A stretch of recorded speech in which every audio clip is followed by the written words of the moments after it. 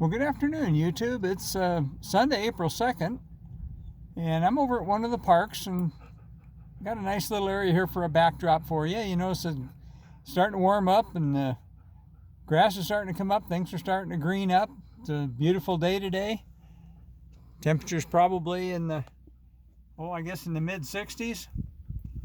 So I thought I'd give you another story today. And so I guess to lay the groundwork for this one, I mentioned in some of my other videos that I started getting interested in the Bigfoot thing about 12 years ago. And so I've been gradually figuring out what the situation is, and it took me quite a few years to do it. But another part of this is being a member of the Historical Society. We have what we call here the Mogollon Monster, which is that was a story of a Bigfoot-like creature or something that happened back in the 40s.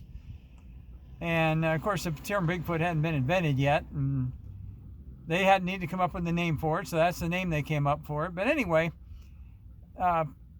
it's part of our local lore.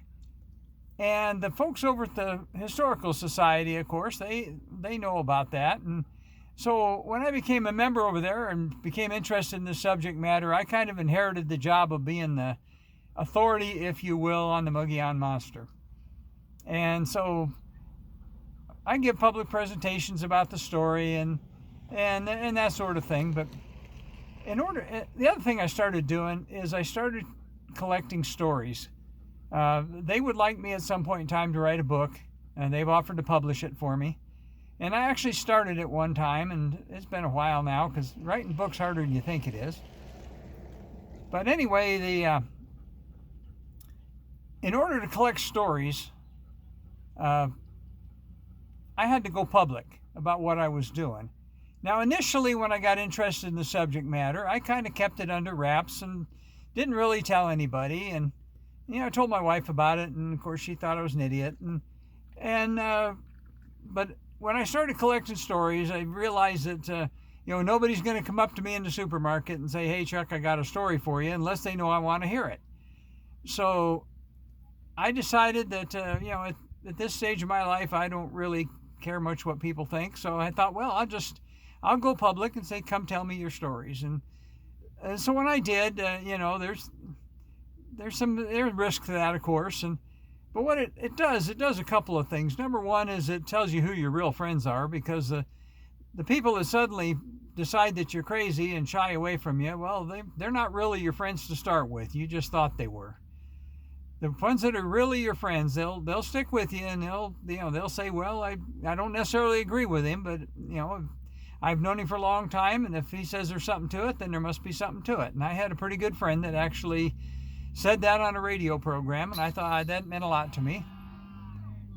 But anyway, the story today, and this whole is kind of laying out how this all came to be. But we had another member over at the Historical Society, and we're all volunteers, of course, and he found out what I was doing, and I got to talking to him one day, and I kind of opened up about the whole what we call the paranormal aspect that we're researching, and told him, that's kind of where we're at right now, and we're trying to learn more. And he told me that he had a friend who actually was a Hollywood movie producer, and that she was quite interested in the subject as well, and that he was going to tell her about us. And by us, I mean the group that, my partner Kevin, and there's a small group of us that go together and go out together in various times and various numbers of us. But there's probably 6 or 7 of us in the base group, and then by the time you dial in everybody's families and everything, you're probably up around 20 people or so, probably more. So anyway, he said he was going to tell this friend of his, a female, he was going to tell her about us, and that she'd probably like to come and meet us at some time. And we said, well, we're fine with that. That's okay. We're not doing anything in secret. We're very open about what we do. So he told us that, he got in touch with her, and she was actually out of the country at the time. And then when she got back in the country, she'd look us up sometime. Well, months went by, and more months went by, and so I figured I kind of forgot about it. I didn't think anything was going to happen. And then one day he gave me a call and he said, she's back in town. She's visiting relatives in the Phoenix area and she'd like to meet with us. Well, okay, we can do that. So my partner Kevin and I, we met with her, and I like to meet with people when the weather's nice. I like to meet with them either at this park or the other park and just bring lawn chairs and go sit under the trees in the shade. And that way there's no rush and we're not, taking up room in somebody's restaurant or coffee shop or something. So anyway, she met us over there and we spent a bigger part of an afternoon talking with her. And I'd scheduled another meetup with some other people that I'd been dealing with as well that had some experiences. And so she got to listen to that. And so the result of that, she said she wanted to go out on an outing with us. Well, that's okay. We take people out if we think they're legitimate, and so we do take people out with us occasionally. So about a month later, and this was about last summer by this time, the time came, and she actually went out and she spent 5 nights in the woods with us. I was able to be there for 4 of them, and the other one she was there with my partner Kevin. Well, to make a long story short, we introduced her to our Sasquatch People friends, and we told them what she was there for, and she had some history. She'd had some experiences before, but not necessarily at the level that we have. But anyway, we had a bunch of stuff happen with her, and if the camera gets bumped around, it's because the dog is up here next to me and he's hitting my arm. Anyway, they put on quite a show for her. About the second day we were there, it had been raining a little bit off and on, and we had a easy up set up as a field kitchen, and we were standing underneath that because it had been raining lightly, and all of a sudden all 3 of us got zapped pretty hard, and we get looking around, and I start talking to whoever it was that was doing the zapping, and all of a sudden here about 30 feet away I can see the distortion. I can see one standing there, and this is probably, 1 o'clock in the afternoon, something like that. And so we asked him his name, and he told us his name was Rickett, and that he was our day watcher for the day, and our camp watcher. And they'll put somebody on your camp if they know you're there. And so anyway, Rickett was our day watcher. Well, we asked Rickett, asked him if he was male or female, and it sounded like he was male, and he said he was. And we asked him how old he was. He told us he was 37. And so that was pretty cool. Well, when he was standing there, I could see him.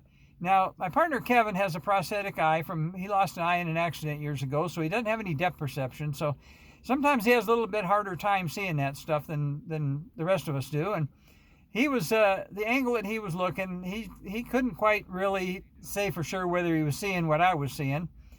And of course, our movie producer lady, and she had no idea what we were even looking at. So I was trying to explain it to her, and she couldn't see what I was seeing either, but I saw him.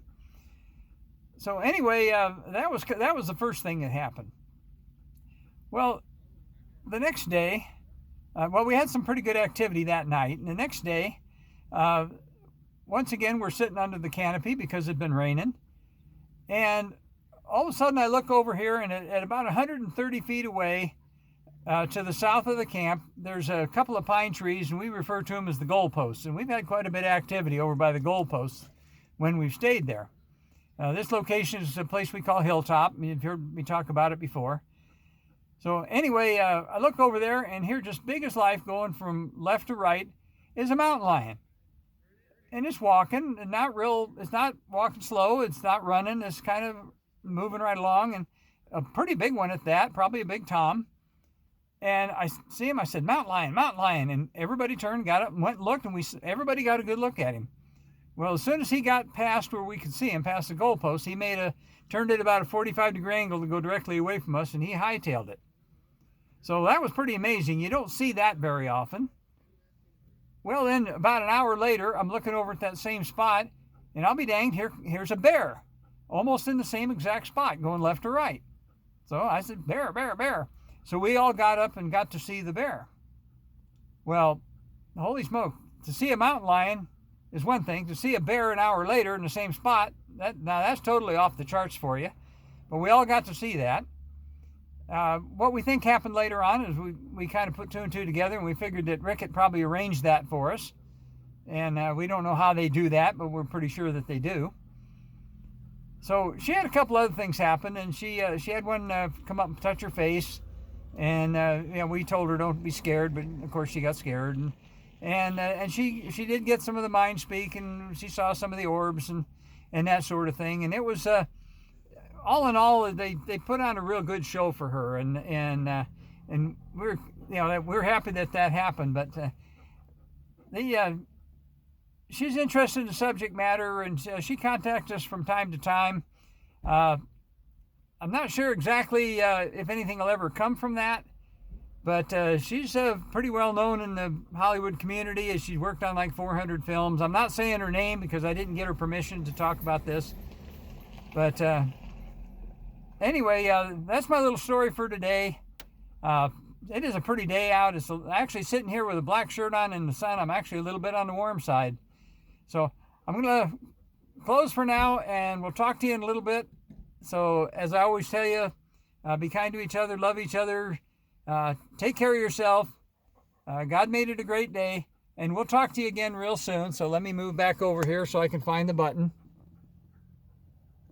And for now, we'll just say peace out.